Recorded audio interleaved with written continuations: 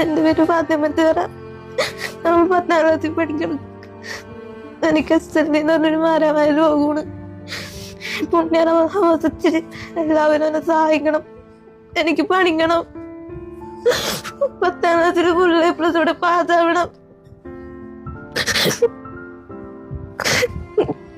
പുണ്യമാസത്തിൽ പഠിച്ചതാമത്തെ എല്ലാവരും സഹായിക്കണം.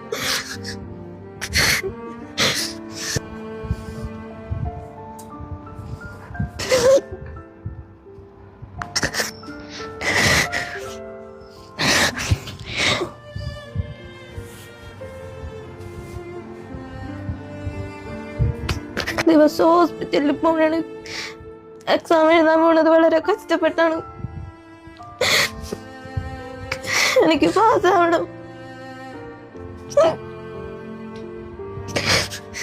എല്ലാ ദിവസവും ഇഞ്ചക്ഷൻ ഹോസ്പിറ്റലിൽ മാത്രമാണ്. എനിക്ക് ബാക്കിയുള്ളവരെ പോലെ പോണ പുറത്ത്. എല്ലാവരും എന്നെ സഹായിക്കണം.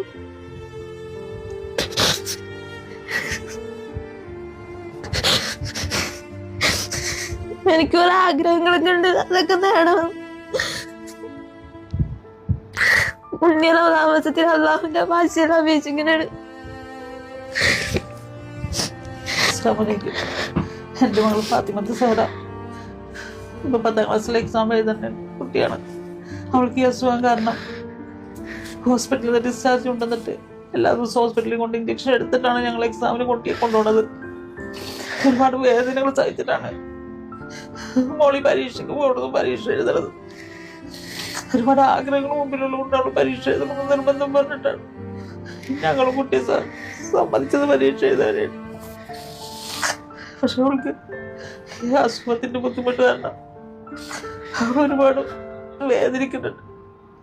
അതിന്റെ തുടർ ചികിത്സയ്ക്കായിട്ടും മറ്റൊരു പുണ്യ റമദാനിൽ എല്ലാവരും ഞങ്ങളോട് സഹായിക്കണമെന്ന് അഭ്യർത്ഥിക്കും.